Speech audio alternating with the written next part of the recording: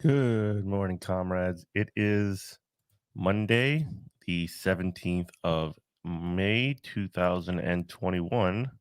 Welcome to today's Good Morning, Comrade. What's going on? I see we got Joel from chat as usual. Yeah, I'm just hanging out, chilling. I had a couple of really great episodes going into the weekend and over the weekend. I don't know if y'all saw, I had Kenzo Shibata on yesterday. We did a little special afternoon episode. We also had David Story from the Valley Labor Report.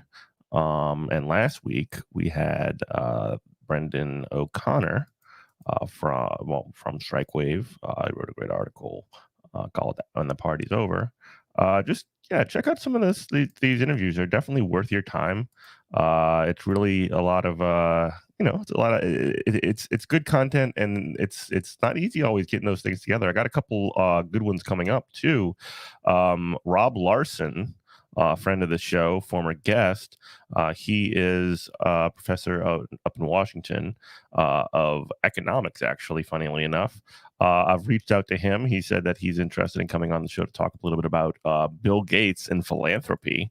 So keep an eye out for that. I also got a couple of friends from DSA in New Orleans and in the area that might be interested in coming on. And if you know anybody that would be a great guest, shout them out to me. Help me set it up, because I love talking on the microphone here by myself, just with you guys, with you chatters. But I also really like talking to people one-on-one.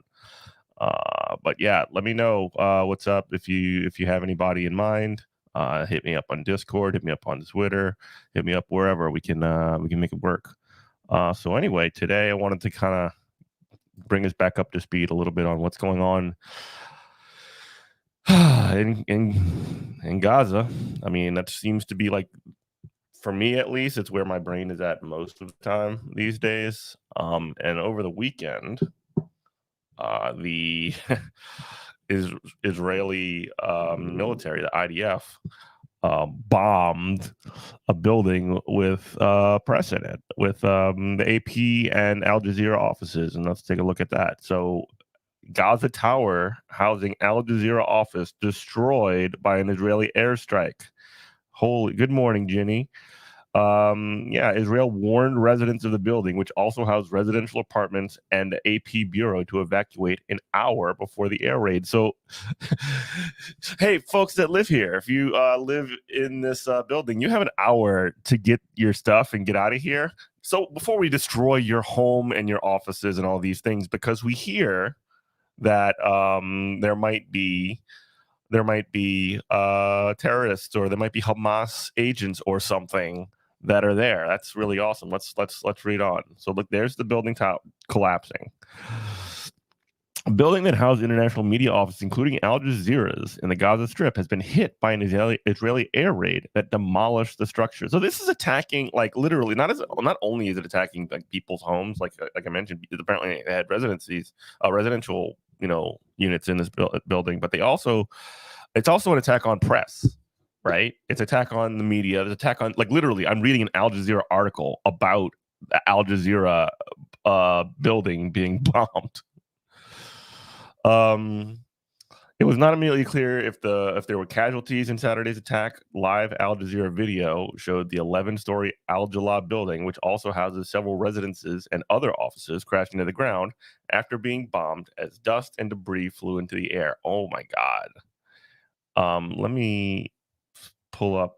Here's a video actually from the AP of people getting out of the building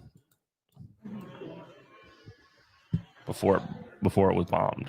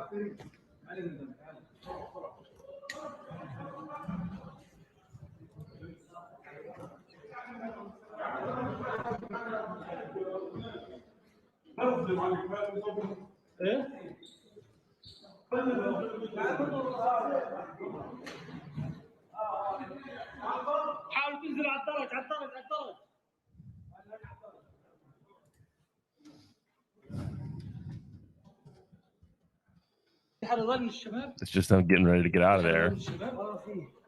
Look, just get your stuff and go. And if whatever you can't carry, I guess, just gets exploded, right? Wow. There's also video of the building exploding. This is an incredibly disturbing development. We narrowly avoided a terrible loss of life, said the AP president and CEO Gary Pruitt in a statement. The world will know less about what is happening in Gaza because of what happened today. I've been working on this off. Yeah, it's just like people's story. Here's the video of the building being blown up. On that tower, and the tower has come down. That is the Al Jalal Tower. That tower is where Al Jazeera's offices were on that tower. And the tower Look at has that. come down. That is the Al Jalal. One can understand the feeling of the people whose homes have been destroyed by such kinds of air attacks. Al Kahoot said. I guess he's a person that worked out there. That's a little bit different having you lived in the building. Yeah. They said they gave a call. The Israeli military gave a call about the impending attack about an hour before it was hit. So like, hey, it's an hour from now, we're going to bomb your house. Get out of there. That's really difficult to wake up one day and then you realize that your office is not there with all of the career experiences and memories that you had. Okay, so it's not his house, but it still. Reacting to the news of the attack, White House Press Secretary Jen Psaki, one of the worst, said the Biden administration had told the Israelis that the safety and security of journalists was a paramount responsibility. I don't know. I'm not really one to like quibble with that much. I'm not like, I don't try to like pick too many like tiny little details to do a gotcha on, but like if you really did care about the security and safety of journalists, you probably wouldn't bomb their building. You wouldn't bomb the AP and Al Jazeera building if you were worried about their safety and security. But I don't know. We've communicated directly with the Israelis. Ensuring the safety and security of journalists and independent media is a paramount responsibility. Incredible. Like that is absolutely just the definition of like saying the opposite of of exactly what you're doing. At least 140 people, including 9 children, have been killed in Gaza. This is as of yesterday. No, this is Saturday. So this is a couple days ago, and the Israeli just bombing of Gaza has just continued, basically unabated. So there you go. I did want to actually do a highlight of some good stuff. Not like that it's good from a perspective of first let's do some bad. Here's Brian Stelter, a media analyst. I'm not exactly sure. He's like a media critic, I guess, for CNN. And this is from another video, so it's going to be a little bit. David Dole posted this, and I want to share this clip from there. Okay. Journalism advocacy. War crime by the Israeli government. Let me also show you, Fred, how journalism advocacy groups are reacting to this incredibly unusual move by the Israeli forces. Here is the executive director of the Committee to Protect Journalists, Joel Simon, saying today, we demand that the Israeli government provide a detailed and documented justification on this. For this. Please explain yourself for destroying, a media building of the AP and the 200 people died after the building went down. Of course. I mean, you can't just blow up a building in the middle of a populated area and not expect somebody to get hurt. I didn't move the video to the screen. I didn't? Oh, shit. God, I'm such an idiot. Here, I'll go back. Wow, what an asshole.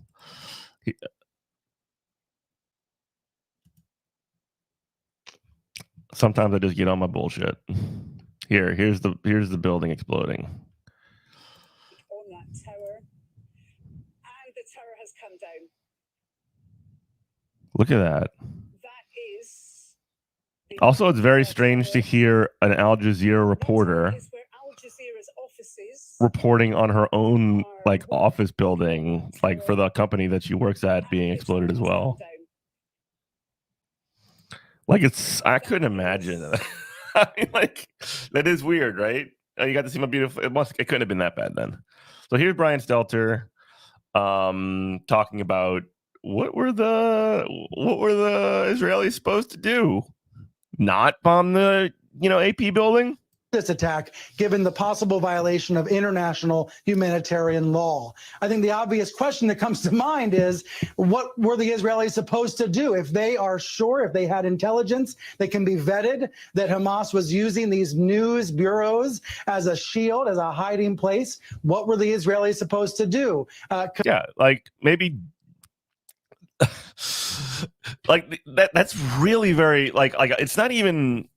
it's not even satire. He's literally saying, were they supposed to not bomb this, office building of media of the, literally the AP and Al Jazeera? I mean, were they supposed to not do that? Conversely, you're going to hear a lot of calls, as you see from the Committee to Protect Journalists, from people saying, show the evidence, prove that there was. Look at the look on her face. She's like, what the fuck are you talking about, Brian Stelter? He's trying to both sides the whole thing here, and that these were not just journalists and civilians inside this 12-story building, Fred.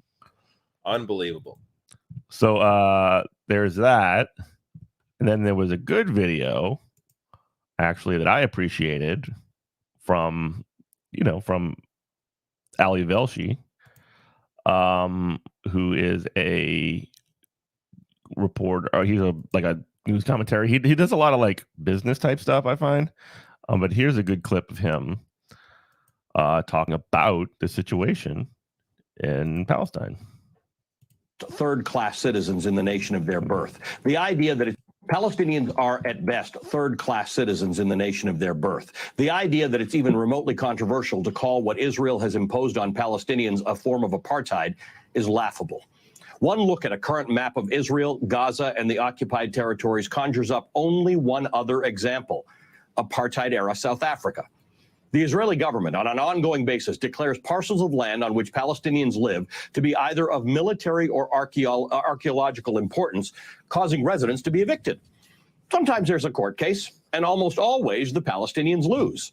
Yet months or weeks later, that same important land suddenly becomes home to a brand new Israeli settlement. As more and more Jewish settlers take over land on which Arabs live, the occupied West Bank. See, he's doing something right now that very few people in media actually do. He's actually setting the story of when, when this story of, this conflict between, the Israeli settlers and the Palestinians, and then later the IDF and army. He's actually beginning it where it actually starts.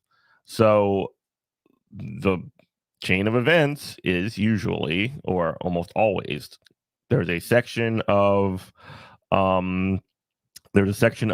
Gaza where the Israeli military wants to. The Israeli government wants to take over. Essentially, they have a process where land is taken from through not always through purportedly legal means. They weaponize the legal system to essentially say, oh, actually this house that you live in isn't yours anymore, right? So we're going to start to send people over, and they're going to evict you from your home. This isn't your house anymore. And so the people who live there, the Palestinian people that live there, and this has happened in the Sheikh Jarrah, I hope I got that right, neighborhood.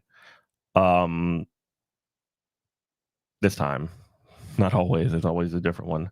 But anyway, people get upset, and then there's a paramilitary group called Hamas that will start to shoot rockets after this is after people are being forcibly removed from their homes, right? And also there's other things that are happening. There was a mosque, it's happening during the midst of Ramadan, which is the holy month, and there's a really important mosque in Palestine, in Jerusalem, where basically IDF forces went in and forcibly removed people from there, beat people up, kicked them out. All that stuff is happening. And, when I don't think it's necessarily the best idea to retaliate against the Israeli army, but what else the hell they're going to do? You're just going to getting removed from your homes and beaten up while you're trying to pray at the most holy place during the most holy time of the year and just take it. So, Hamas, military, basically essentially they're the elected governing authority. They're classified as a terrorist group. They launch rockets at parts of Israel, very, improvised rockets, often made out of ad hoc materials, or they, find ways to purchase more legitimate ones, but they're not super high tech stuff. They can't really control where they're going to go. And then Israel has this super high tech Iron Dome, they call it. It's a really amazing system where they can just shoot rockets out of the sky and they can hit them at a 90% clip, just blowing them up before they can even get through to harm people, which I think is a good thing. And then in response, obviously a couple are going to get through, then they highlight the damage. Oh, look at this one condo got destroyed or whatever. And, sometimes people die, which is bad as well, for sure. And then in response, the Israeli military will airstrike people's homes, claiming that they're, basically being used as human shields by Hamas. They're trying to destroy what they are calling terrorists, and yeah, when you do that, you're basically just furthering radicalizing those people, because again, many of these people have done nothing wrong. None of these people have done anything wrong. So yeah, it's just and this is the cycle now. It's the cycle. So here's Ali Velshi actually saying that Important land suddenly becomes home to a brand new Israeli settlement. As more and more Jewish settlers take over land on which Arabs live, the occupied West Bank becomes de facto more Israeli and, in the explicit hopes of the Israeli government, more Jewish. This is a long-standing attempt and a deliberate attempt to force Arabs who have lived in that land, sometimes for hundreds of years, out. It's an attempt to dilute their presence, because to have Arabs as full participants is, in the opinion of the Israeli government and their courts, diluting Israel. Just prior. Yeah, diluting Israel, which is just like, what does that term mean when you think about it? You're diluting Israel. You're diluting, like, that's just like pretty gross, honestly. It's like pretty ethnic cleansing, like genocide language, if you know what I mean. That's very like great replacement. That's the stuff that a lot of like fascists in America will say, honestly. So it's very easy. Well, here's a video also. This is from Al Jazeera as well, explaining whether or not Israel is guilty of essentially creating an apartheid state. And this is really important because many of the tactics that people are using right now to fight against or fight for the Palestinian people, at least their slaughter the Palestinian people and get them some rights, are claiming this and using similar tactics as to what we used in the 1970s against apartheid South Africa. Things like boycott, divestment, sanctions. So here's a video from Al Jazeera, kind of getting into the details of it. So let's take a look. Many people think of Israel and Palestine as two countries at war, with this one, a state for Jewish people, occupying this one here, where Palestinians live. The truth is, both Israeli Jews and Palestinians live all over this territory, ruled by one government and one army, based on the idea of advancing the supremacy and domination of one group of people, Jews. And that is what guides its policies and its practices towards Palestinians. In other words, apartheid.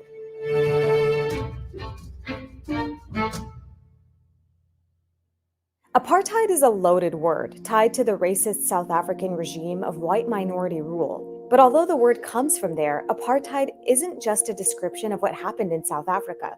It's actually a crime against humanity under international law.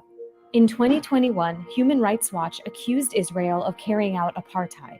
It based this accusation on the 1973 Apartheid Convention and the 1998 Rome Statute, which say that 3 elements have to occur for the crime of apartheid to apply.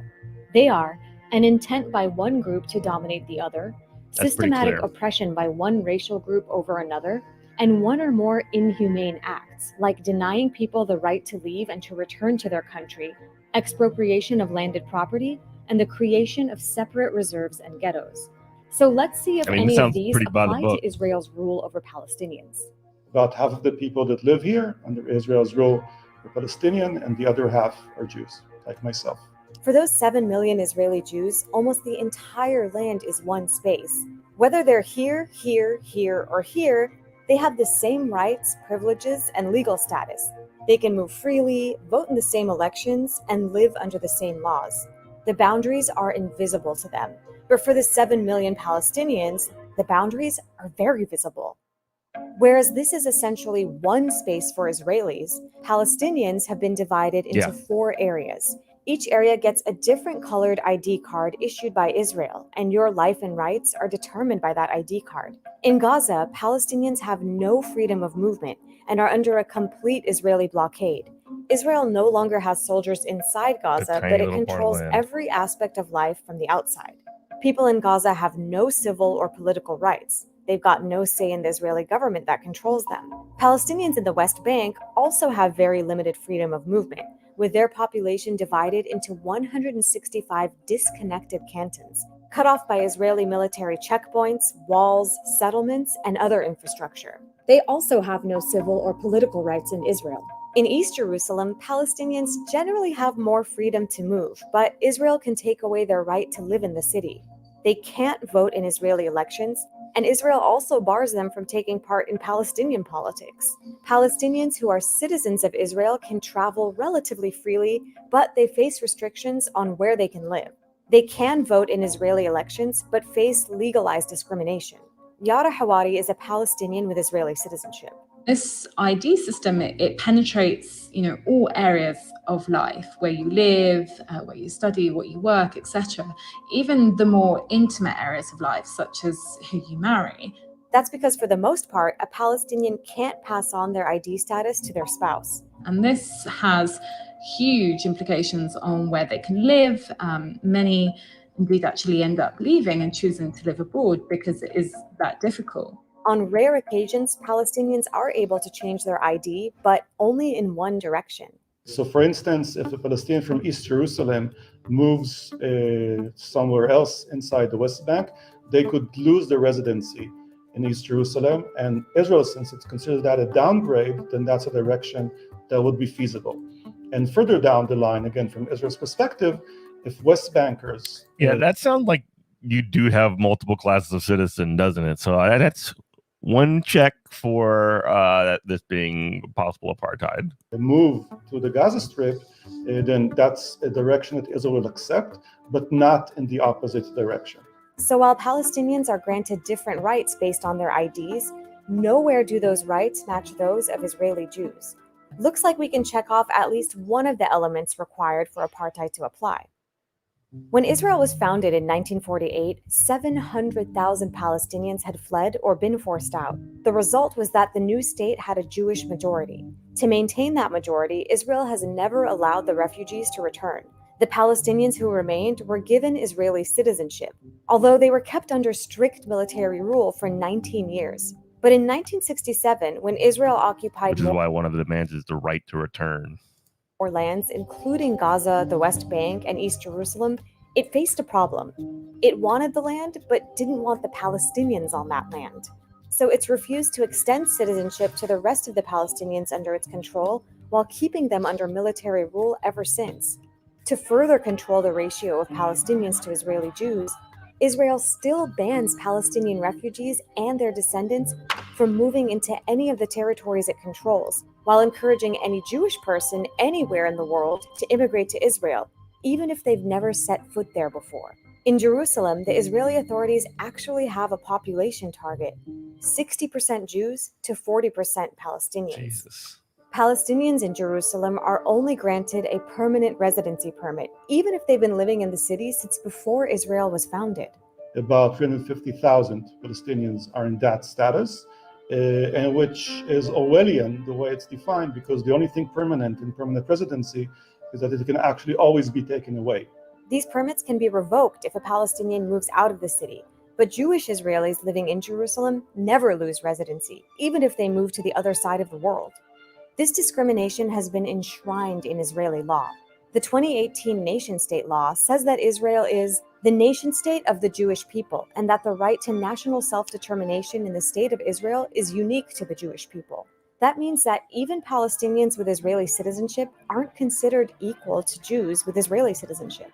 As Israel's Prime Minister Benjamin Netanyahu put it, Israel is not a state of all its citizens, but rather the nation That is state of the Jewish literal, people. like, constitutional discrimination. That is completely irreconcilable with any kind of like human, I guess, like with anything beyond. I mean, it's literally saying that this is a religious ethno state, and I mean it's wild that that's something that we have in 2021, right? And only them. So let's go back to that list from before. The nation-state law is only one of many Israeli laws that explicitly discriminate against Palestinians. For example, there's the 1950 absentees property law. Deeming Palestinian refugees absentees, Israel seized hundreds of thousands of acres of their land, even though they were only absent because Israel wouldn't let them return. Yeah. Remember, That you're denying locked out people and the you're right to not- return to their country is on the list of inhumane acts that legally make up the third element of apartheid. There are more Israeli policies that could fall under the category of inhumane acts, especially when it comes to land. So Israel desires the land, even more so desires empty land or land that it makes empty, and doesn't desire the Palestinians living on that land. And that has resulted in policies in which land is constantly moving in one direction. Land that used to be Palestinian becomes state land, and then that land is allocated for the development of towns and communities for Jewish citizens. And yes, expropriation of land is also an inhumane act. So let's see what that looks like on the ground. Across the entire territory, Palestinian communities are overcrowded and surrounded by Jewish-only communities. It's the same type of practice of encircling Palestinian communities so that they can't expand, cutting them off from one another. It's a continuous practice that began in 1948. So you bring up a point, the fact that we support and fund Israel is mind-blowing. I mean, Joe Biden said it himself in 1996. I played the clip just the other day, that the part of the reason the U.S. does that is because it gives the U.S. it gives the U.S. essentially a state by which, like a client state, that essentially they can use, the U.S. can use to essentially control the rest of the region, right? U.S. has Israel's got the biggest military in the entire area. It can basically keep, Jordan shut up. It can keep, potentially many other countries in the area, Egypt, whatever. And the other part is that what it functions in doing in the long run, Lebanon as well.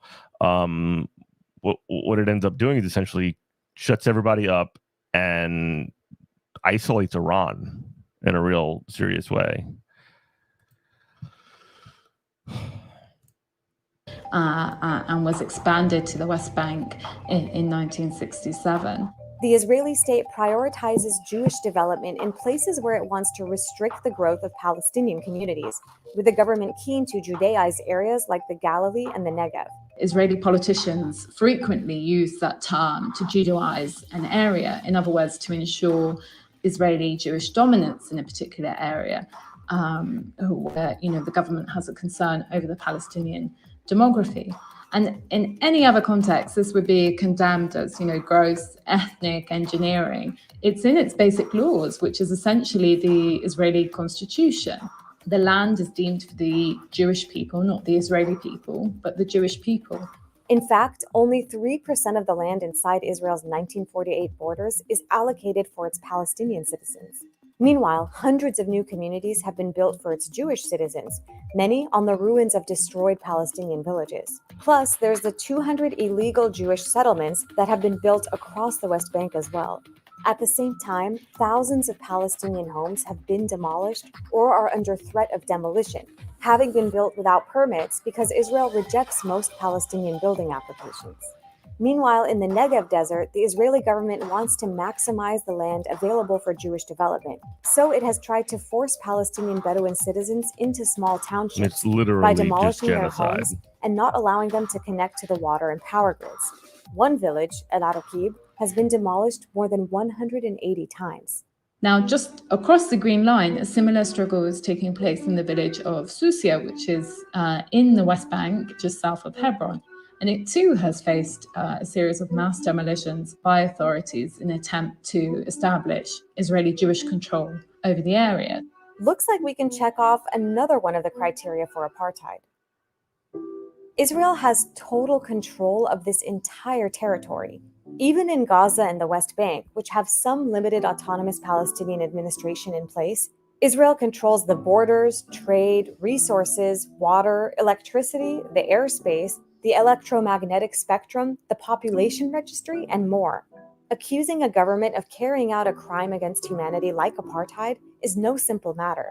But we've seen how Israel's control over and discrimination against Palestinians fits the legal threshold for apartheid. Israel's own leaders knew this was happening, although they didn't do much to stop it. The state that you have at the moment is an apartheid state, isn't it? It's not yet apartheid, but it might come on this slippery slope toward apartheid? Still, how could apartheid apply to Israel when, say, Palestinian citizens can vote? So, as a Palestinian citizen of Israel, I cannot question the fundamental constitution of Israel, which says that the state is for the Jewish people and the Jewish people alone. My citizenship doesn't allow for inclusion in that state, and so therefore, participation in Israeli elections or in the Knesset is really nominal and has no potential to change policy.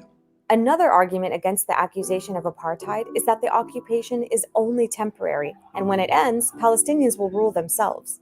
Normal people don't think that 54 temporary. years is temporary. We've passed that line already a very long time ago. And yeah, I mean, there's a lot of Israeli 60 propaganda years, 70 years. insisting I on think it's that worldview fairly safe to of say it's not democracy temporary. plus temporary occupation. No, it's not a democracy and it's not a temporary occupation. It's one regime between the river and the sea, and that regime is apartheid. All right. Now, good news is AOC and Rashida Tlaib and also Ilhan Omar, who the squad, as we know them, as many people know them in Congress, have been very good on this issue in particular, including one very surprising person, which I want to talk about in a minute. But AOC is already calling Israel an apartheid state, which I think is good. And I think that video we just saw pretty clearly lays out the case for it. But she says, quote, "I don't care how many spokesmen tries to spin this." She tweeted, "This is happening in support of the United States. I don't care how many how any spokesperson tries to spin this. The U.S. vetoed the UN call for a ceasefire. If the Biden administration can't stand up to an ally who can it stand up to, how can they credibly claim to stand for human rights?" And then she put the video. Our apartheid states aren't democracy. Rashida Tlaib, apartheid states aren't. They basically did one of those Twitter things where they just like Israel's apartheid state, pass it on sort of things. So yeah. They're on the right side here and this is one of the reasons why it's actually very good, and people will actually for some reason argue against this, but they're wrong. This is why it's good to have squad or whatever. Here's Rashida Tlaib on the floor of like the US Congress, the literal belly of the beast. I could not have imagined this happening 10 years ago.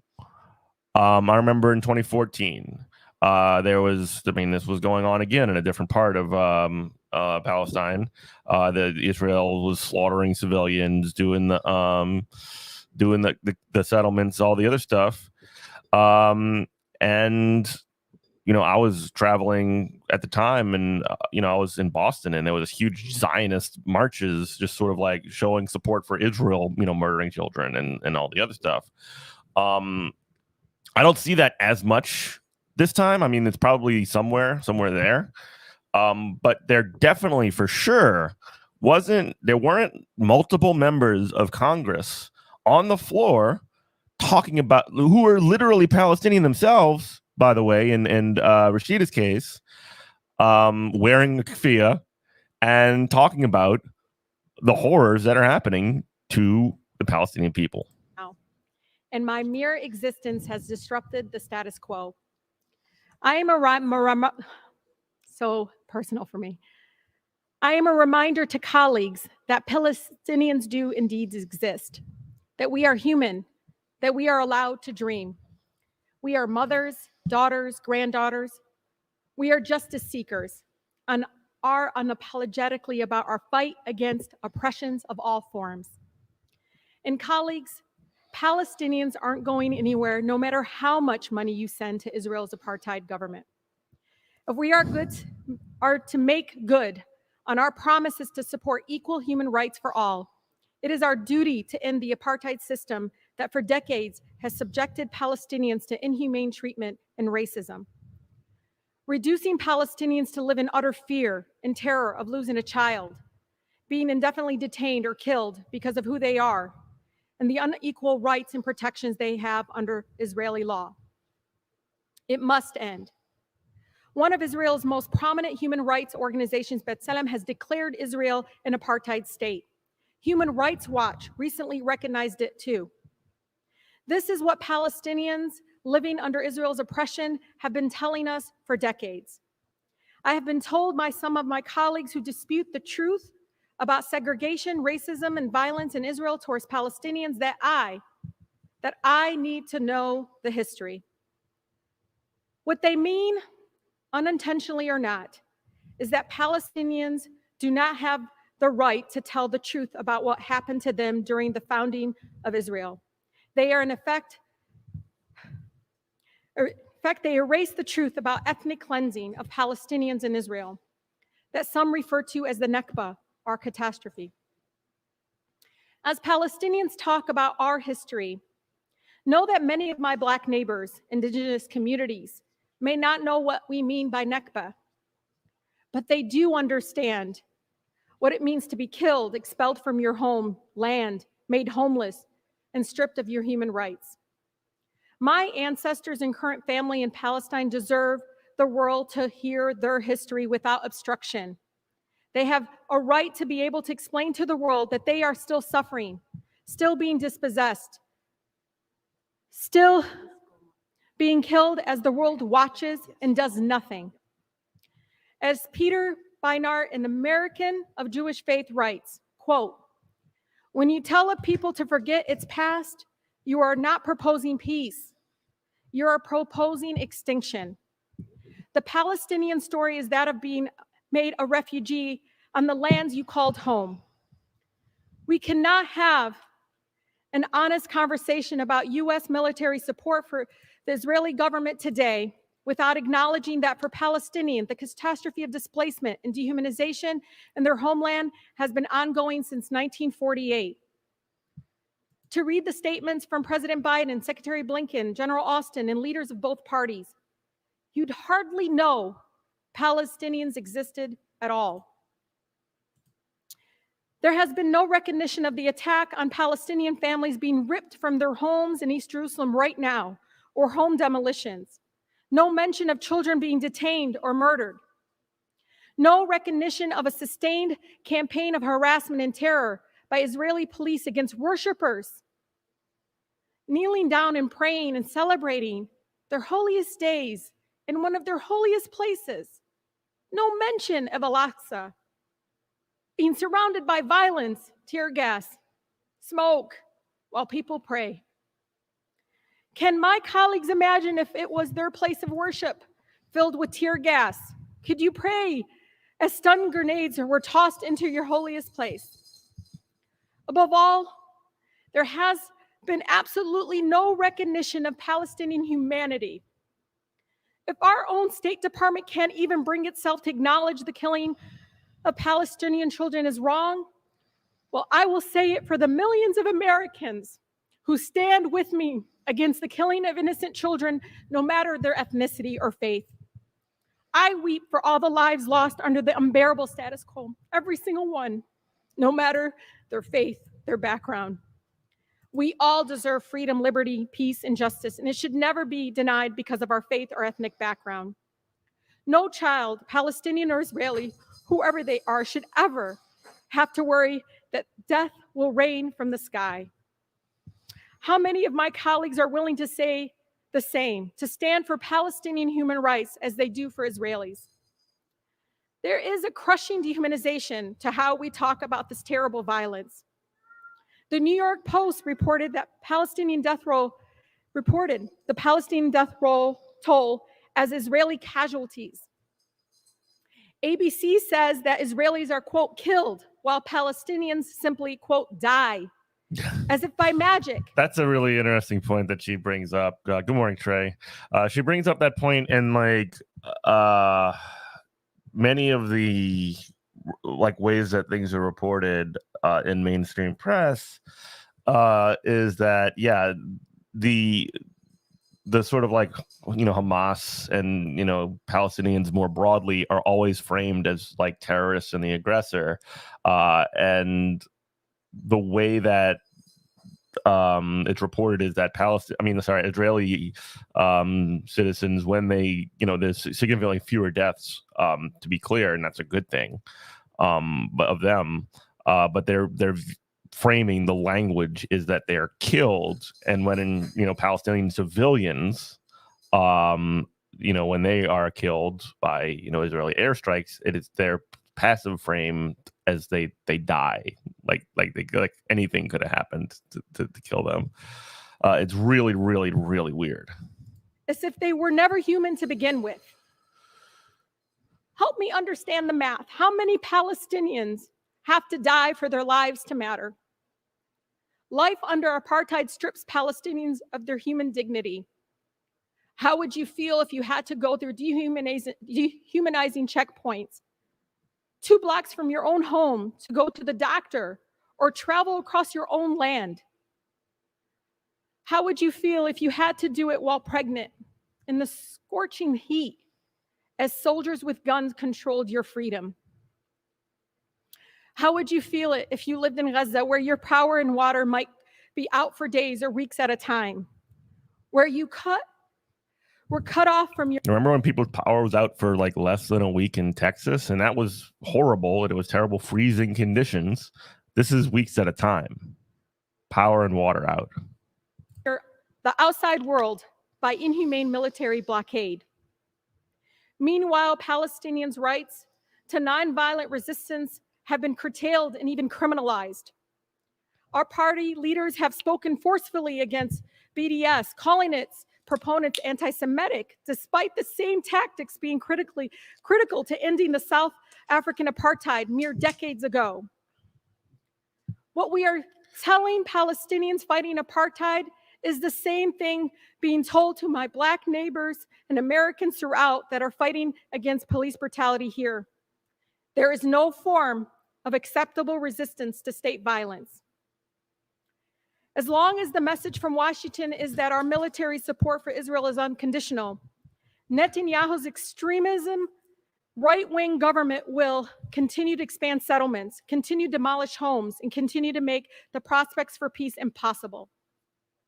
330 of my own colleagues, and Democrats and Republicans here, 75% of the body here, signed a letter pledging that Israel shall never be made to comply with basic human rights laws that other countries that receive our military aid must observe. When I see the images and videos of destruction and death in Palestine, all I hear are the children screaming from pure fear and terror.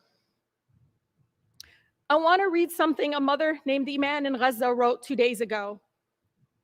She said, quote, "Tonight, I put the kids to sleep in our bedroom so that when we die together." Oh, God.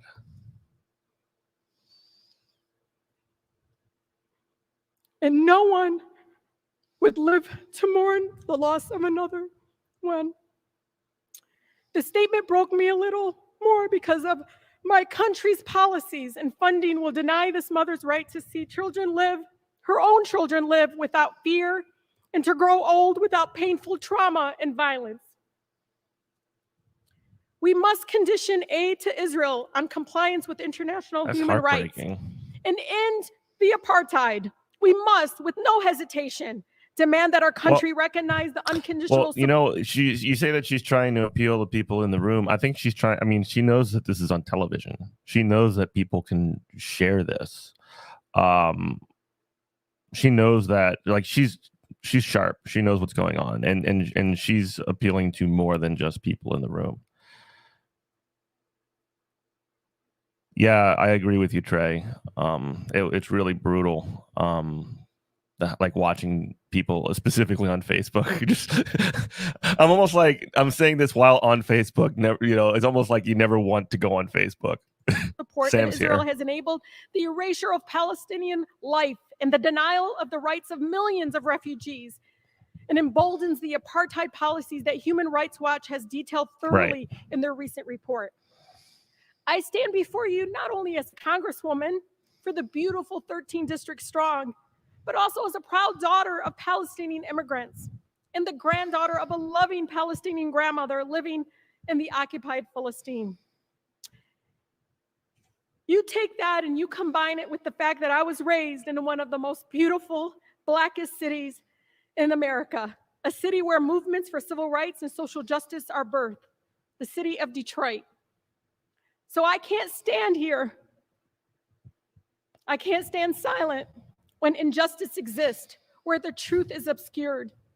If there's one thing Detroit instilled in this Palestinian girl from Southwest, it's you always speak truth to power, even if your voice shakes. The freedom of Palestinians is connected to the fight against oppression all over the world.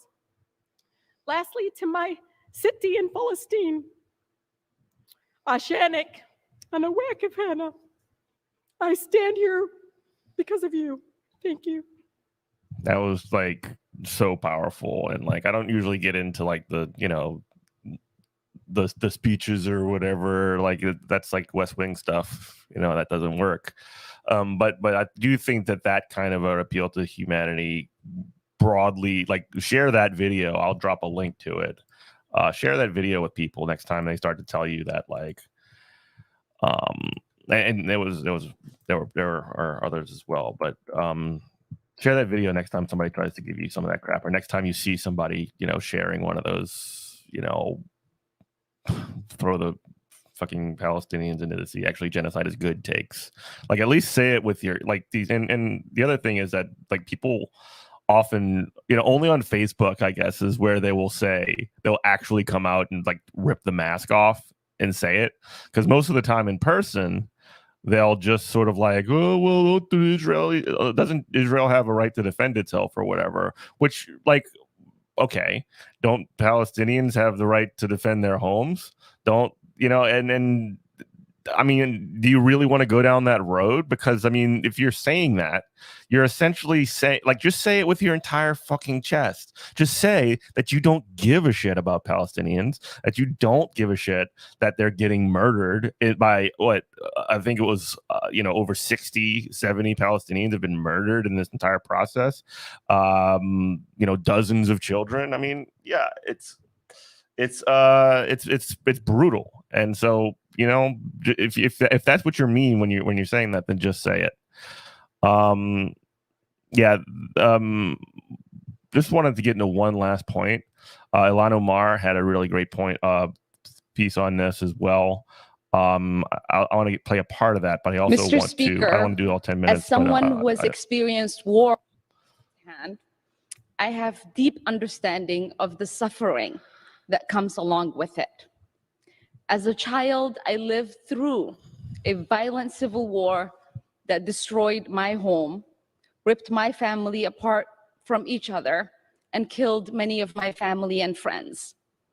I can still remember being just 8 years old, hiding under the bed, hearing bombs go off outside my window, and wondering if we were going to be hit next. It is trauma I will live with for the rest of my life. So I understand on a deeply human level the pain and the anguish families are feeling in Palestine and Israel at the moment, and the helplessness people feel here in the United States who have family in the region, including many of my constituents. And it is for this reason that I abhor violence. Whether rocket attacks or airstrikes, violence does nothing to make people more secure. It only furthers the interests of the powerful while costing lives, futures, and families. But we must speak out truthfully and forcefully about the seed of this conflict and about what is happening today. The truth is that this is not a conflict between two states. This is not a civil war. It is a conflict where one country, funded and supported by the United States government, continues an illegal military occupation over another group of people. This is not my description of it. This is the description of conservative Israeli leader Ariel Sharon, who in 2003 said, and I quote, "To hold 3.5 million Palestinians I'm gonna go a under little bit long today. occupation. Just throw it out there. I'm gonna go a little bit long today because I do have one more clip I want to show after this one. But I don't want to interrupt Ilana Mar, because I think her points are really good as well. Opinion is a very bad thing for us and for them. It is an occupation, he said. You might not like this word, but it is really an occupation. To understand what is taking place at this moment, we must understand how it began. In 1948, 700,000 Palestinians To say the least, were forcibly removed Join and uprooted from call their your reps. If there's a protest happening around you, go to it. Support. If you have any Palestinian or Muslim friends, let them know that you support them. Absolutely. homes in what has come to be known as the Nakba, or the catastrophe. 78% of their land was taken from them. Now consider that. 78% of their land was taken from them. Since then, 5.6 million Palestinians have been continually displaced from their homes in one of the largest and longest lasting refugee crises in human history. For decades, the United States, the United Nations, and many Israelis and Palestinians have pushed for a Palestinian state in which the Palestinians can enjoy the same rights afforded to their Israeli counterparts. But in the past several years, that hope has increasingly slipped away.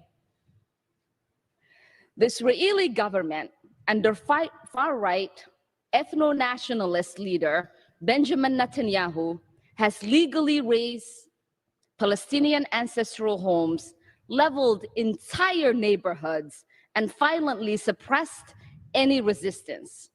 This is all to make way for illegal Israeli settlement outposts designed to displace Palestinians from their homes and prevent a future Palestinian state.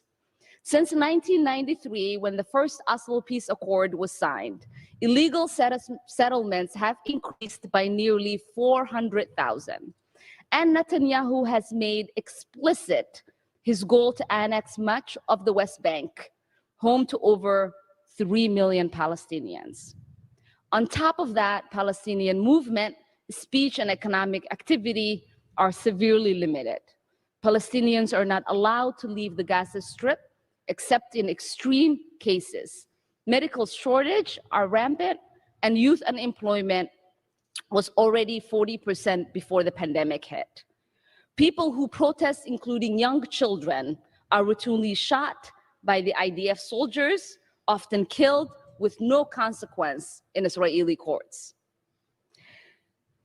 As a recent report by Human Rights Watch detailed, this can only be described as an apartheid, all of which brings us to the current crisis.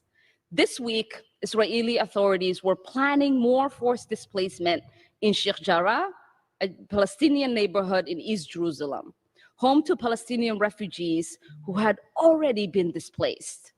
On Thursday, settlers began harassing and attacking Palestinians who were breaking their Ramadan fast during a protest vigil in Sheikh Jarrah.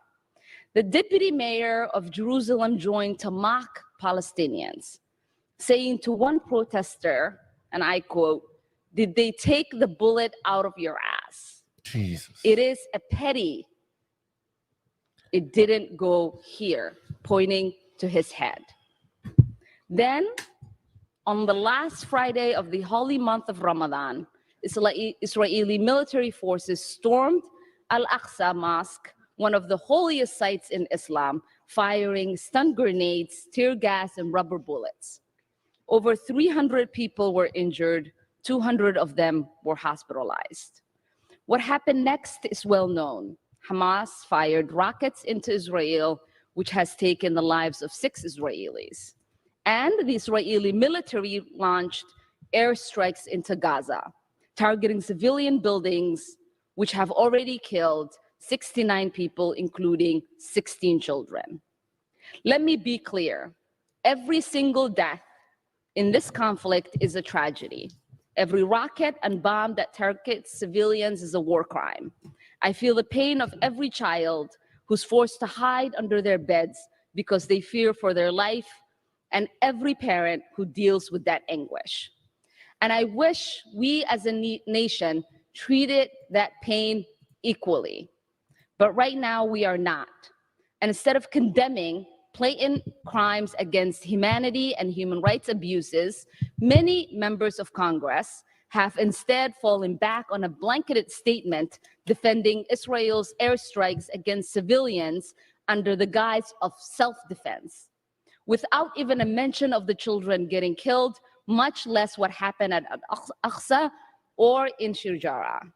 When the 15-member United Nations Security Council proposed a resolution this week calling on the Israeli government to cease settlement activities, demolition and eviction, and urging general restraint, the United States reportedly blocked it from happening.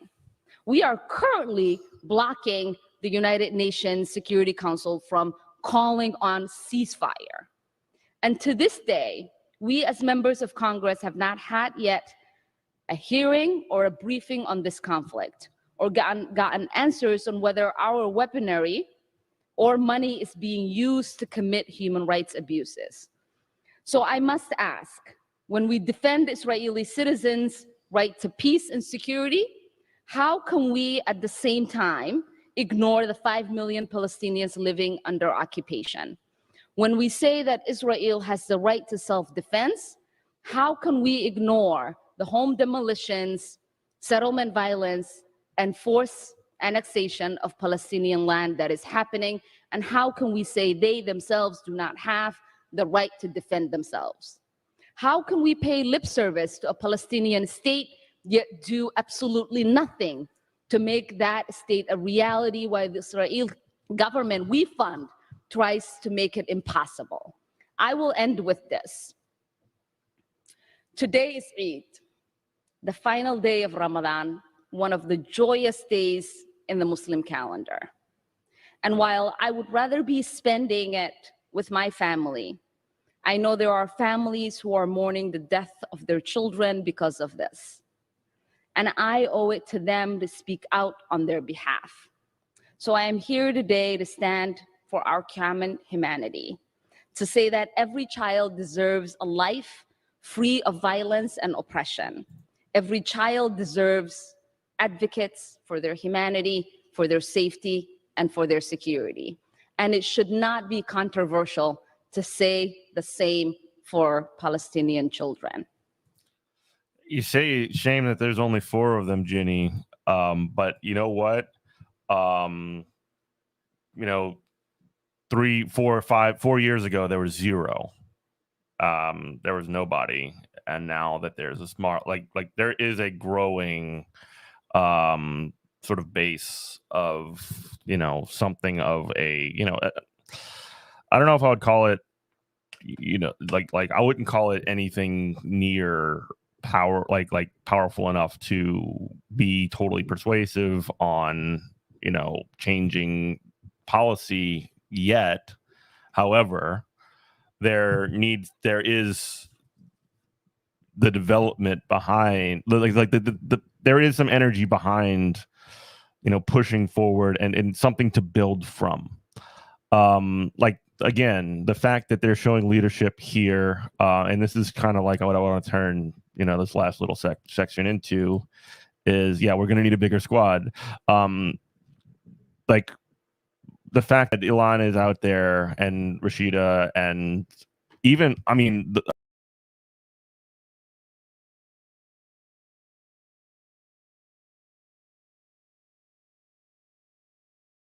I didn't even get into this. Ayanna Pressley, she was, she's like viewed sort of as like the outsider, like the more conservative person from the squad or whatever.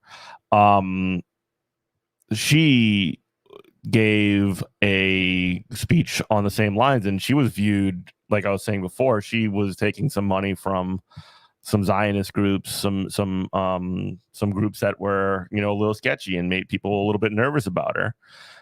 And, you know, and she was the one that went for Warren and not for Bernie, but she was on the floor of Congress doing the same thing. She gave a speech in favor of essentially echoing what Elon and Rashida were just saying. I mean, let's have a little piece of it. Thing as Black folks in America, there is no acceptable form of resistance. We are bearing witness to egregious human rights violations. The pain, trauma, and terror the Palestinians are facing is not just the result of this week's escalation, but the consequence of years of military occupation. In Sheikh Jarrah, the Israeli government is violently dispossessing yet another neighborhood of Palestinian families from homes they have lived in for decades. We cannot stand idly and complicitly by and allow the occupation and oppression of the Palestinian people to continue. We cannot remain silent. You're absolutely right. Yeah, like libs can't hide anymore.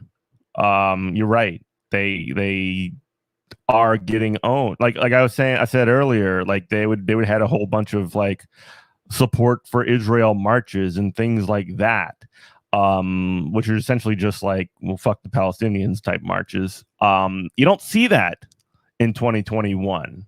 You don't see that. And this was something in like 2014 when when it really kind of like jumps out to me.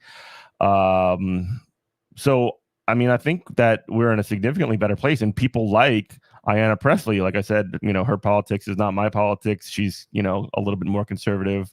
And she's, kind of like pushes toward the like, liberal progressive-ish sort of sphere.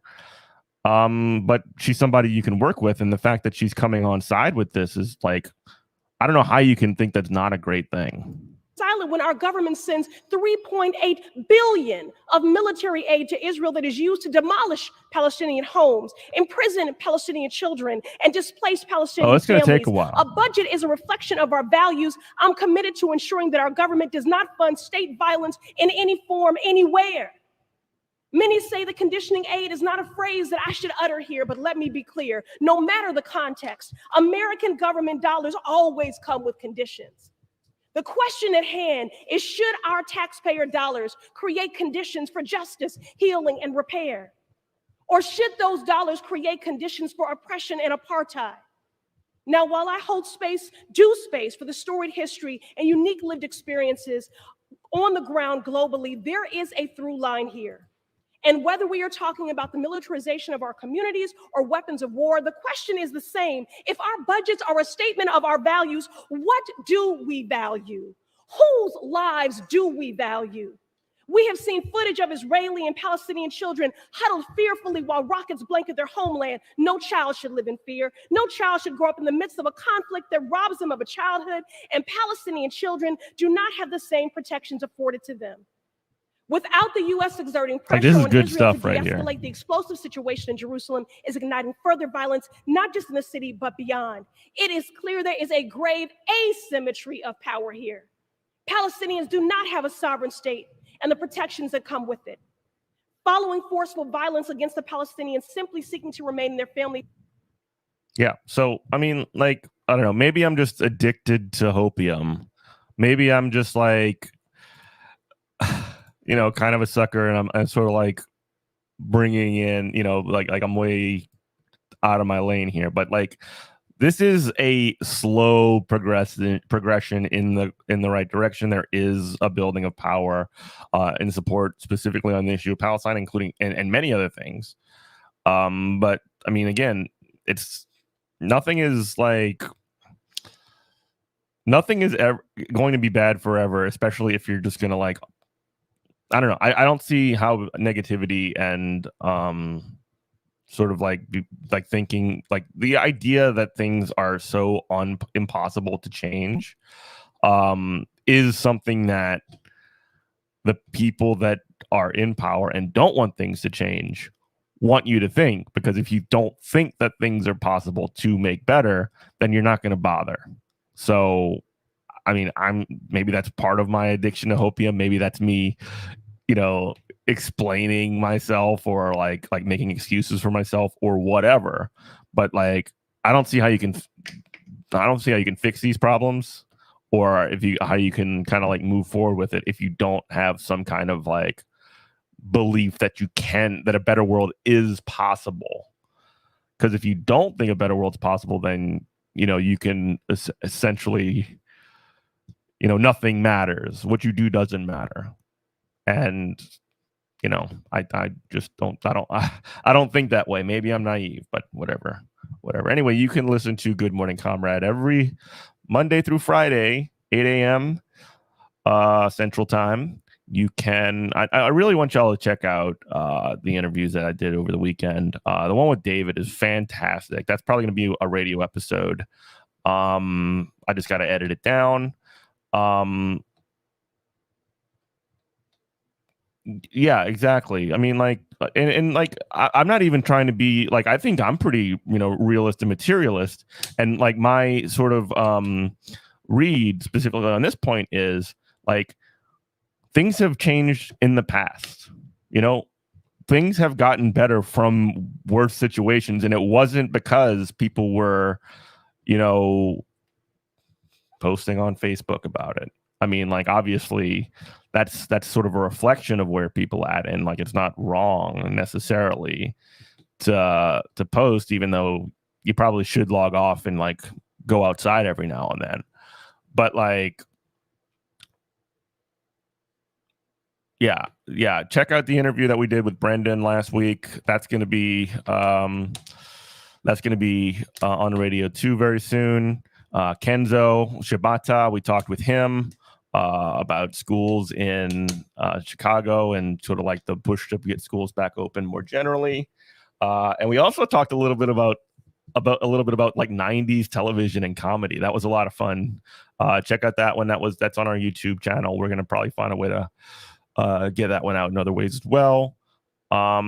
Subscribe to patreon.com/Good Morning Comrade. Follow us on Twitter, twitter.com/Comrade Morning. Follow me on Twitter @EminentProf.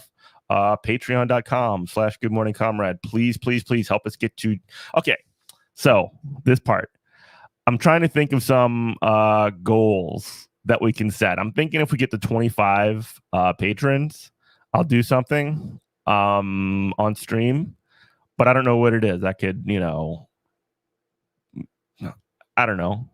I could put on cat ears. I could paint my fingernails. I could do something silly, just to sort of celebrate getting the subs, because we really do want to make this project sustainable. And I'm willing. There is no low that I will not sink to humiliate myself to get a little bit of money.